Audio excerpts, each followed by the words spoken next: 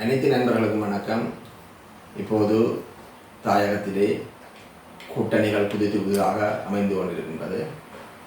கூட்டணிகள் அமையப்படுவது நல்ல விஷயம்தான். ஆனால் அது மக்கள் நேயம் கருதி பல சந்தர்ப்பங்களில் அமையப்படுவதில்லை. அரசியல் கட்சிகள் தங்களுடைய வாக்கு வேட்டைக்காகவும் தங்களுடைய பதவிகளை பெறுவதற்குமாகவே கூட்டணிகள் அமைக்கப்படுவதுதான் இங்கே வேதனைக்குரிய சம்பவங்கள். உங்களுக்கு தெரியும், தமிழீழ விடுதலை புலிகள் தமிழ் தேசிய கூட்டமைப்பு ஒன்றை உருவாக்குகின்ற போதே அது விடுதலை புலிகளின் பலத்தால் தான் அதை சாதிக்க முடிந்ததை ஒழிய அரசியல் கட்சிகள் அவர்களின் மக்கள் நேயத்தினால் அவர்கள் அந்த கூட்டமைப்புக்குள் வருவதற்கு ஒத்துழைக்கவில்லை. இது சரியான உண்மையான கருத்து. அவை அன்று கூட அந்த விடுதலையை பெறக்கூடிய நிலையில் ஒரு விடுதலை இயக்கம் இருந்த நிலையில் கூட இந்த அரசியல் கட்சிகள் மிக மிக சுயநலமாகவே இயங்கினார்கள் என்பது இங்கே பதிவு செய்யப்பட வேண்டியது. அந்த நிலையிலும் கூட அந்த மக்களின் விடுதலை பெறக்கூடிய நிலையில் ஒரு விடுதலை அமைப்பு இயங்கின போதிலும் இவர்கள் அதனை சேர்ந்து நின்று முன்னோக்கி தள்ளுவதற்கு தயாராக இருக்கவில்லை.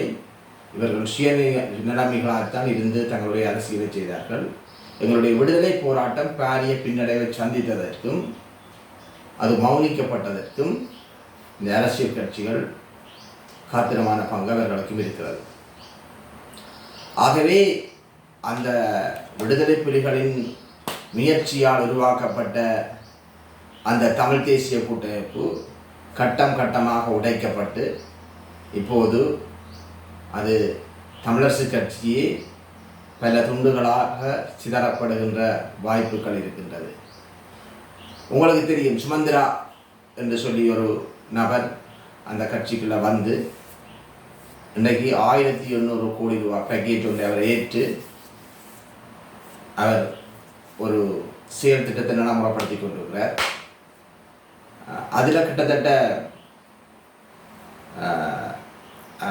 அவருடைய தமிழ் தேசிய நீக்கம், புலி நீக்கம், ஒற்றையாட்சி அரசியல் ஜாப்பை தமிழ் மக்களை ஏற்க பண்ணுவது தான் அவருக்கு கொடுக்கப்பட்ட வேலை திட்டம். அவர் அதற்கு 1800 கோடி ரூபாய் பேக்கேஜ் ஒன்று அவருக்கு கொடுக்கப்பட்டிருக்கு. அந்த பேக்கேஜை அவர் பெற்றுக்கொண்டதால் அந்த அவரிடமிருந்து சலுகை பெறாத அரசியல்வாதிகள் பெரிய அளவில் அந்த கட்சிக்குள்ள இல்லை என்பதுதான் பலரது கருத்து. அவ்வாறு அவருடைய கையாட்களாக பலர் மாறி அவரிடமிருந்து சலுகையை பெற்றதால்தான் இன்றைக்கு அந்த கட்சியை காப்பாற்ற முடியாத நிலையில் அந்த கட்சி போய் தனியொரு மனிதனுடைய சுயநல போங்குக்காக அந்த கட்சி பயன்படுத்தப்பட்டு கொண்டிருக்கிறது வெளிப்படையானது.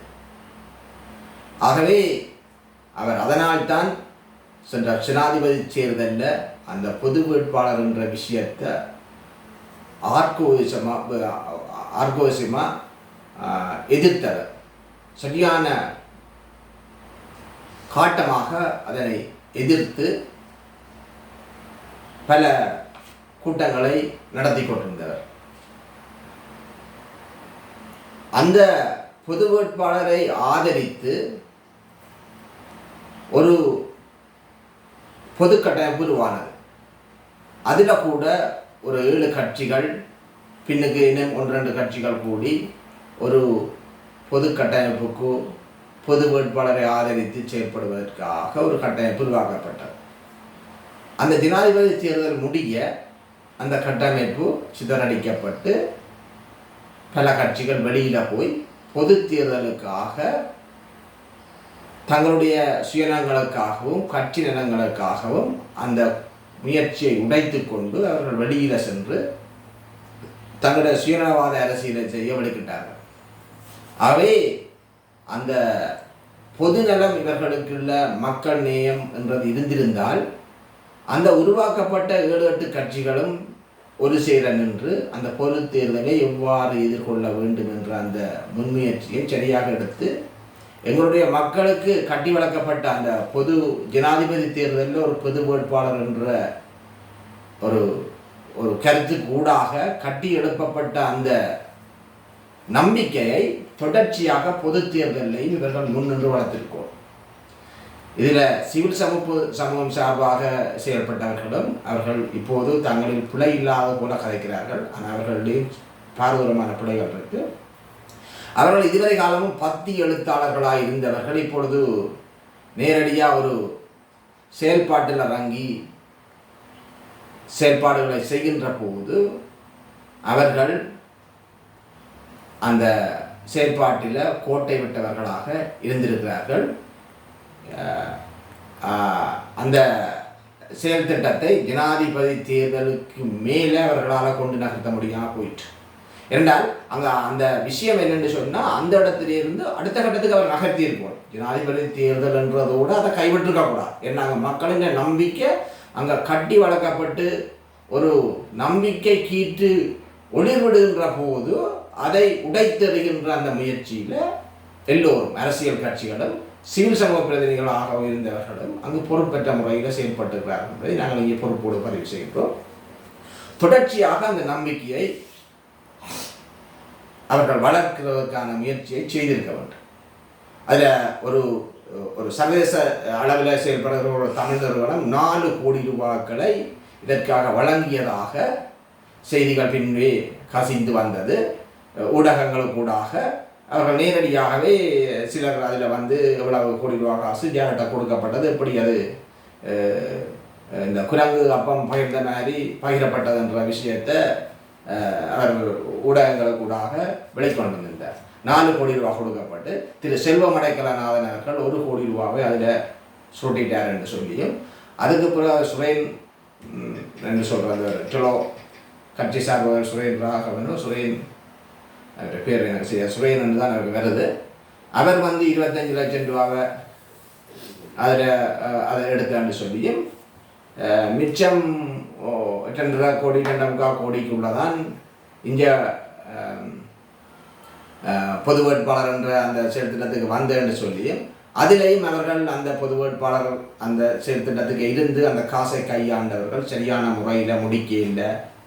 அதில் அந்த பத்தி எழுத்தாளர்களாக இருந்து அல்லது அந்த சிவில் சமூக பிரதிநிதிகளாக இருந்தவர்களும் அது தொடர்பான கணக்கு வழக்குகளில் சரியான முறையில் அதை ஒரு ஒரு ஒரு விஷயத்தை முன்னின்று நகர்த்தினா அது இந்த முழு பொறுப்பையும் சரியான முறையில் நின்று செய்யணும். அப்புறம் அதுக்கு காசுக்கு எங்களுக்கு பொறுப்பில்லை என்ற ஒரு பொறுப்பற்ற கதையை சொல்லிடலாம். முக்கியமாக காசு தான் நாங்கள் எல்லாரையும் பழுதாக்குறது. ஆகவே அந்த காசு வர்ற போகிற அந்த கையாளுற விஷயங்களில் மிக முக்கியமாக சிவில் சமூக பிரதிநிதிகளும் தங்களுடைய பொறுப்பை சரியாக செய்திருக்கணும். பொறுப்பை சரியாக செய்யலை. ஆகவே எனக்கு இன்னும் வடிவாக தெரியும், கிளிநொச்சி மாவட்டத்தில் சிவமோகன் ஐயா அங்கே அந்த விஷயங்களை பொறுப்பு நடத்தினவர். சிவமோகன் இல்லை, சிவ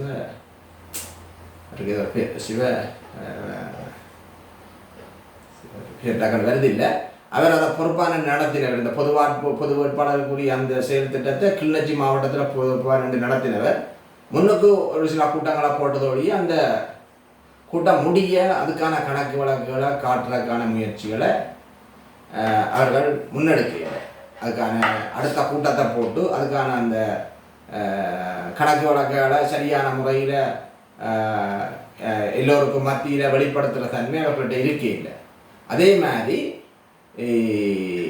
கிளிநொச்சி மாவட்டத்தில் ஒரு 3-4 பேருக்கு கூடாக இந்த பொது வேட்பாளருக்கான காசு கையாளப்பட்டதுன்னு தெரியும். அது ஒரே விஷயத்துக்கு 2-3 பேர் கணக்கு முடிக்கக்கூடிய அபாயமான சூழலும் அங்கே இருந்தது.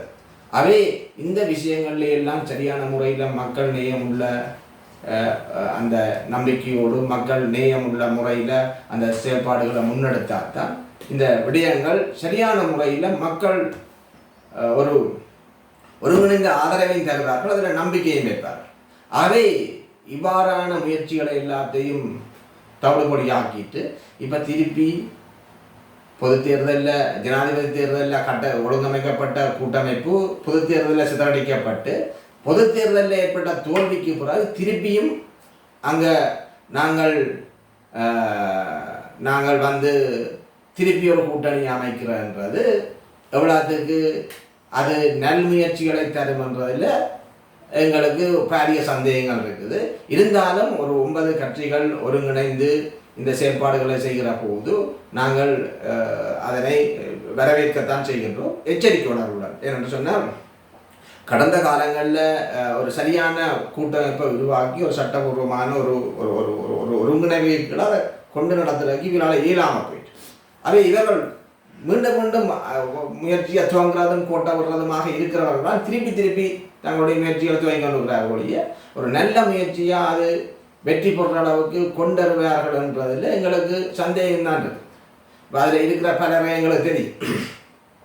அப்போ அவைகளெல்லாம் கடந்த காலங்களில் எவ்வாறு அரசியலை செய்தவர்கள் அல்லது எவ்வாறான பின்புலங்களோட அரசியலில் தமிழ் மக்களுக்கான அரசியலை செய்ய வெளிக்கிட்டவர்கள்ன்றதில் எல்லாம் 1000 கேள்விகள் எங்கள்கிட்ட இருக்கு.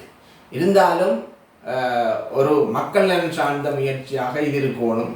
இன்றைக்கு நான் இதில் மிகவும் பொறுப்போட பதிவு செய்கிறேன். போராளி ஜனநாயக கட்சி வேந்தன் என்னோட தனிப்பட்ட முறையில் நல்ல நண்பர். ஆனால் இருந்தாலும் அவர்கள் ஒரு போராட்டத்தில் போராளிகளாக இருந்தவர்கள் போராளிகளுடைய எச்ச சொச்சத்தை வச்சு அரசியல் செய்யணும் என்று முயல்கிறவர். அந்த எச்ச சொச்சம் என்பதற்கு அப்பால் அவர்கள் இந்த போராட்டத்தின் வெளியை தெரிந்து அரசியலை செய்யணும் என்று முன்வர்றவர்கள். ஆனால் சில போராளிகள் செய்கிற முயற்சிகளுக்கு அவர்களும் தடையாக இருக்கார். நான் இப்போ பொறுப்போடு பதிவு செய்கிறேன். சென்ற மாவீரர் நாளன்று ஒரு 3 மாவீரர் தாய் இந்த கிளிநொச்சி கனபுரம் தீர்மிடத்தில் அவமதிக்கப்பட்ட போது ஒரு கருத்தை கூட அவர்கள் கட்சி சார்பாக வெளியிடவில்லை.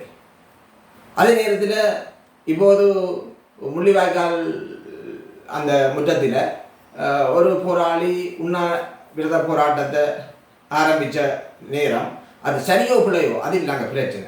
நாங்கள் அந்த இடத்துக்கு ஓடி போகிறோமான்றதான் நாங்கள் இருக்கிற பிரச்சனை. அந்த இடத்துக்கு போய் அந்த பிரச்சனையை பார்த்து அதில் என்ன நல்லது கெட்டதை பார்த்து அதில் என்ன செய்யணும்ன்றது ஒரு போராளிகளாக நின்று நாங்கள் முடிவெடுத்தோமான்றதை தான் நாங்கள் இருக்கிற பிரச்சனை. அப்போ இந்த விஷயங்களில் இந்த போராளி ஜனநாயக கட்சி கூட கவனம் செலுத்தணும். தங்களுடைய அரசியல்ன்றதை மட்டும் பாராளுமன்றத்துக்கு போனால் சரி, மாகாண சபைக்கு போனால் சரி, அதுதான் எங்களுடைய இலக்கு.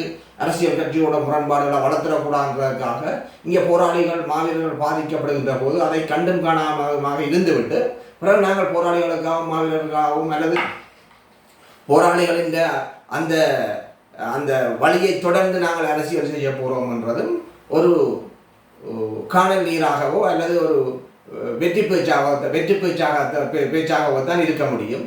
ஆகவே இந்த விடயங்களில் போராளி ஜனநாயக கட்சி தன்னுடைய கவனத்தை கூர்மைப்படுத்தணும் என்பதை நான் மிகவும் அன்பாகவும் அவர்களோட நட்புணர்வோடும் கேட்டுக்கொள்கின்றேன். மேலும் இந்த கூட்டமைப்பு நல்ல முறையில் மக்கள் நலன் சார்ந்து தங்களுடைய முயற்சிகளை முன்னெடுக்க வேண்டும். முன்னெடுத்து நல்ல முறையில் வெற்றி பெற முன்னோக்கி தமிழர்களுடைய நலனை மட்டுமே கருத்தில் கொண்டு ஏனைய சுயநலவாத அரசியலை கடந்த காலங்களில் செய்தது போல இனியும் செய்யாமல் தங்களுடைய அரசியலை மிகவும் பக்குவமாக பொறுப்போடு மக்கள் நலன் சார்ந்து முன்னெடுக்க வேண்டும் என்பதை இங்கு பதிவு செய்து கொள்கின்றேன். நன்றி. மக்களுடன் போராளிகள், மக்களுக்காக போராளி.